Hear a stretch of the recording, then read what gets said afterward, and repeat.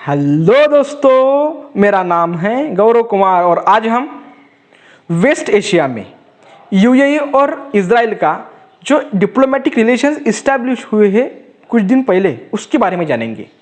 दोस्तों, आपके सामने वेस्ट एशिया का एक मैप दिख रहा होगा। इसमें हम बड़े बड़े देश को देखेंगे कि यूएई है, उसके बाद सऊदी अरेबिया, उसके पास ही आप देखेंगे तो कुवैत, उसके पास जॉर्डन, सीरिया, टर्की, इजराइल छोटा देश है जो अपने मेडिटेरियन ओशन के पास है। तो ये सारे हमने बड़े बड़े देश जाने। मतलब तो इन सारे देशों में एक कॉन्फ्लिक्ट शुरू है। इन सारे देशों मतलब पूरे देशों में नहीं है। सऊदी अरेबिया की लीडरशिप में जो ग्रुप है वर्सेस ईरान, ये तो संघर्ष कितने शुरू से शुरू है क्योंकि ईर्ष्या वर्सेस सुन्नी कंट्रीज का ये संघर्ष है। उसके बाद Israel versus other Muslim populated countries का संघर्ष जब से इजराइल इस्टेब्लिश हुआ है उस वक्त से शुरू है। सो यूएई ने जो अपने डिप्लोमेटिक रिलेशंस ईरान से इस्टेब्लिश किए हैं, वो यूएई लगभग सिर्फ तीसरा कंट्री है वेस्ट एशिया में और पहला कंट्री है गल्फ कंट्री जिसने इजराइल के साथ अपने रिलेशंस इस्टेब्लिश किए हैं। अब 1979 में इजिप्ट ने अपने संबंध इस्टेब्लिश किए थे। 1994 में जॉर्डन ने अपने संबंध इस्टेब्लिश किए थे इजराइल से और 2020 में यूएई थर्ड कंट्री है इस वेस्ट एशिया ग्रुप का जिसने इजराइल के साथ अपने संबंध इस्टेब्लिश किए हैं। अब देखिए कि इतने दिन मतलब इतने सालों से ये देश साथ साथ में रह रहे हैं, नेबरर कंट्री है, लेकिन इजराइल का इन देशों से पटते क्यों नहीं है? संघर्ष क्या है? मतलब हम बेसिक से देखेंगे कि इन देशों में मतलब इजराइल और बाकी सारे देशों में खटास क्यों है और क्यों थी। मतलब तो देखिए कि इजराइल एक ज्यूइश कंट्री है और ये पूरा जो एरिया है वेस्ट एशिया का, ये मुस्लिम मेजॉरिटी कंट्रीज है जहाँ पे मतलब मुस्लिम मेजॉरिटी में है। अब इन देशों को ऐसा लगता है कि इन जूइश पॉपुलेटेड कंट्री या इन जूइश लोगों ने, इजराइल ने हमारे रीजन पर कब्जा कर लिया और हमारे देश का, हमारे एरिया को हथिया लिया। और एक संघर्ष की बात क्या है आपको पता है? तो ये जो जेरूसलेम है, अभी तो ये जेरूसलेम इजराइल के अंडर में है, लेकिन जेरूसलेम मुस्लिम और क्रिश्चियन और जूइश ये तीनों धर्मों के लोगों का धर्म स्थान है और अभी तो इस जेरूसलेम पर कंट्रोल है इजराइल का। जो बात इन सारे देशों को खटकती है क्योंकि उनको ऐसा लगता है कि क्यों सिर्फ इजराइल ही, अगर ये धार्मिक स्थान है तो सिर्फ उस पर इजराइल का ही कंट्रोल क्यों रहे, ऐसी बात है। और आपको तो पता है कि पिछले साल इजराइल की राजधानी जेरूसलेम रहेगी, इसको तो यूएस ने भी मान्यता दे दी, लेकिन इंडिया ने नहीं दिया अभी तक, जो अच्छी बात है। सो क्या बात है कि पैलेस्टीन का बहुत सारा भाग हर साल हथिया रहा है इजराइल। और ये जो टू स्टेट नेशन थ्योरी है जिसका इंडिया भी सपोर्ट करता है, इंडिया को ऐसा लगता है कि इजराइल भी अपना देश बनाए और पैलेस्टीन भी अपना देश बनाए, लेकिन इस दोनों देशों में पीस इस्टेब्लिश हो जो कितने सालों से नहीं हो रही। ये बात पूरे इन सारे जो वेस्ट एशियन कंट्रीज है इनको भी खटकती है। तो ये संघर्ष रहा। तीसरी बात क्या है सबसे इम्पोर्टेंट? तो जो अरब स्प्रिंग मूवमेंट चली थी पिछले कुछ सालों में, उस मूवमेंट को इंटरनली सपोर्ट किया था इजराइल ने, ऐसा इजराइल पर आरोप लगता है। फोर्थ बात क्या हो रही है? तो इजराइल का सपोर्टर है यूएसए। सो यूएसए ने जो इन्वेजन इस एरिया में किए, मतलब इराक पर इन्वेजन किया था 1990s में, या फिर वो अफगानिस्तान में अपना हाथ आजमा रहा है, और ऐसी ये तो बात सच है कि इस एरिया में इंस्टेबिलिटी लाने के लिए यूएसए का भी उतना ही हाथ है जितना बाकी देशों का होगा शायद, और यूएसए को सपोर्ट करता है इजराइल। सो इसीलिए इन सारे देशों को लगता है कि इजराइल हमारा दुश्मन है। सो अगर इतना बड़ा दुश्मन है तो इसने फिर यूएई ने क्यों उसके साथ अपने संबंध बनाए? तो देखिएगा दोस्तों, ये तो हमने देखिए कि इन देशों के क्या झगड़े थे इससे, लेकिन नीड क्या पड़ी?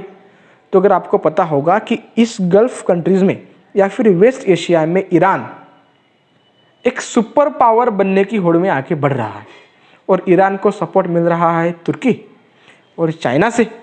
अब देखिएगा, अभी पिछले साल यूएसए ने P5+6 ये जो पैक्ट था जो 2015 में हुआ था, इस मतलब इससे भी यूएसए पीछे चला गया। सो इस पैक्ट में क्या था कि ईरान न्यूक्लियर वेपन जो प्रोसेस है उसकी बनाने की वो आगे नहीं बढ़ाएगा। लेकिन अगर यूएसए ने उस पैक्ट से खुद को पीछे खींच लिया और ईरान पर सैंक्शंस लगा दिए, तो फिर ऐसी बात कही जाती है कि ईरान अब बड़ी जोर शोर से न्यूक्लियर वेपन बनाने के लिए काम कर रहा, और यही न्यूक्लियर वेपन बनाने के लिए काम कर रहा है। और यही बात उन देशों को खटकती है कि अगर इस एरिया में अगर किसी एक देश के पास न्यूक्लियर वेपन आ जाए तो फिर डेफिनेटली वो देश इस पूरे एरिया में अपना इन्फ्लुएंस बनाने की कोशिश करेगा, और अगर वो बनाएगा भी तो इन सारे देशों पर वो अपना कंट्रोल इस्टेब्लिश करने की कोशिश करेगा जो इन देशों को खतरा लगता है। सो इजराइल और अदर कंट्री, मतलब इजराइल के पास तो न्यूक्लियर वेपन है लेकिन इजराइल उसको यूज़ नहीं करेगा, ये सबको पता है। लेकिन ईरान कब क्या करेगा, ईरान, पाकिस्तान, अफगानिस्तान, ये जो ऐसे देश है ये कब क्या करेंगे किसी को नहीं पता। सो अगर ईरान सुपर पावर बन जाए या फिर अगर ईरान न्यूक्लियर वेपन हथियार ले तो इन देशों को लगता है कि अपनी सिक्योरिटी के लिए बहुत खतरा होगा। इसीलिए अगर हम इजराइल से संबंध इस्टेब्लिश कर ले, इसके साथ political, economical, social, environmental, security related संबंध अगर इजराइल के साथ रहेंगे तो इस एरिया की सुरक्षितता बरकरार रह सकती है। ये पहली नीड थी इन देशों को। ऐसे लगता है कि इजराइल के साथ हमारे संबंध आगे बढ़ाने के लिए। दूसरी बात क्या थी, तो अगर आपके अपने नेबरर्स के साथ हमेशा कॉन्फ्लिक्ट रहेगा तो आप खुद के इकोनॉमिक डेवलपमेंट या फिर सोशल डेवलपमेंट, मेंटल डेवलपमेंट की तरफ आगे नहीं बढ़ सकते। आप उसी सिचुएशन में घर फिरते रहेंगे, घूमते रहेंगे। सो इकोनॉमिक रिलेशंस अच्छे हो इजराइल के साथ और पूरे एरिया की इकोनॉमिक डेवलपमेंट हो, तभी तो वहाँ के जो टेररिज्म है और वहाँ की जो अलग अलग मतलब अनएम्प्लॉयमेंट, टेररिज्म, ये जो इश्यूज़ है इस पर काम बन सकता है। तीसरी सबसे बात क्या रही, तो मुस्लिम ब्रदरहुड जो एक टेररिस्ट ऑर्गेनाइजेशन है, उस टेररिस्ट ऑर्गेनाइजेशन का इन्फ्लुएंस अब वेस्ट एशियन कंट्रीज़ में बढ़ने जा रहा है। और मुस्लिम ब्रदरहुड ये जो ऑर्गेनाइजेशन है उसको सपोर्ट करता है ईरान, टर्की। और अगर इस ऑर्गेनाइजेशन का बोलबाला इस देश में अगर बढ़ जाए, वेस्ट एशियन में कंट्रीज में बढ़ जाए, तो फिर डेफिनेटली ये तो इस एरिया के पॉलिटिकल और इकोनॉमिक स्टेबिलिटी के लिए खतरा तो होगा ही। सो इसीलिए ये सारे देश एक आने की कोशिश में लगे हैं। चौथी बात क्या है, तो पता है कि अमेरिका अफगानिस्तान से अपने फोर्सेस पीछे लेके जा रहा है, मतलब वो अपने फोर्सेस अपने घर लेके जा रहा है।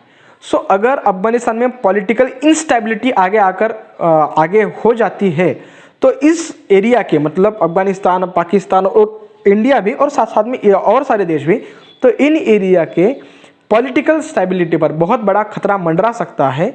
इसीलिए ये सारे देश एक आकर आगे जाके अफगानिस्तान में भी कैसे स्टेबिलिटी आए और ये एरिया पॉलिटिकली, इकोनॉमिकली कैसे स्टेबल रहे, उसके लिए कोशिश करने जा रही है या फिर कोशिश करेगी आगे जाके। मतलब अब देखिए दोस्तों कि जो ये वेस्ट एशियन कंट्रीज़ है या गल्फ कंट्रीज़ है, उनकी इकोनॉमी बहुत मात्रा में सिर्फ ऑयल पर ही निर्भर है, ये से देश। लेकिन अगर इन देशों के पास टूरिज्म का पोटेंशियल है या फिर और अदर इकोनॉमिक सेक्टर्स में काम करने का पोटेंशियल है, लेकिन अगर वो काम नहीं कर सक रहे हैं कुछ संभावना से या कुछ कारणों से, सो उनको ऐसा लगता है कि हम सिर्फ ऑयल पर डिपेंडेंट ना रहकर और अदर जो इकोनॉमिक सेक्टर्स है, अगर हमें उन सेक्टर में हमको आगे बढ़ना है तो हमारे नेबरस कंट्री के साथ हमने हमारे संबंध अच्छे बनाने चाहिए, क्योंकि इनसे हमारी इकोनॉमिक जो इंडिपेंडेंस है, इकोनॉमिक डिपेंडेंस है, वो डाइवर्स हो जा सकती है और हमको हमारी इकोनॉमी को आगे बढ़ा सकते हैं। इसीलिए अब इंडिया को इससे क्या फ़ायदा हो सकता है, तो इंडिया हमेशा ही 2 स्टेट सॉल्यूशन को सपोर्ट करता आ रहा है। मतलब पैलेस्टाइन और इजराइल दोनों अपने अपने देश बनाए और बहुत पीस से, बहुत शांति से ये दोनों देश इस एरिया में खड़े हो और खुद की डेवलपमेंट करे और पूरे वर्ल्ड की डेवलपमेंट को सपोर्ट करे, इसीलिए। और डेफिनेटली यूएई में भी हमारे लाखों माइग्रेंट रहते हैं, इज़राइल में भी हमारे स्टूडेंट्स या फिर रिसर्चर्स काम करने के लिए जाती है, और इज़राइल और यूएई के साथ हमारे संबंध तो अच्छे थे ही, क्योंकि इज़राइल के साथ हमारे इंडियन प्राइम मिनिस्टर गए थे, इज़राइल के भी प्राइम मिनिस्टर नेतन्याहू हमारे इंडिया में आए थे। उसके बाद यूएई ने, तो यूएई का जो सर्वोच्च सम्मान नागरिक पुरस्कार होता है वो भी हमारे इंडियन प्राइम मिनिस्टर को दिया था। सो ये सिचुएशन देखकर आपको समझ में आता होगा कि संबंध हमारे दोनों देशों से अच्छे हैं, अच्छे रहेंगे ही भी आगे जाकर। लेकिन अगर वेस्ट एशिया में पीस आ जाती है, शांति आ जाती है, तो डेफिनेटली ये पूरे रीजन के लिए और पूरे वर्ल्ड की स्टेबिलिटी के लिए अच्छी बात होगी। मैं आशा करता हूँ कि आपको ये एजुकेशनल वीडियो अच्छा लगा होगा। Thank you very much.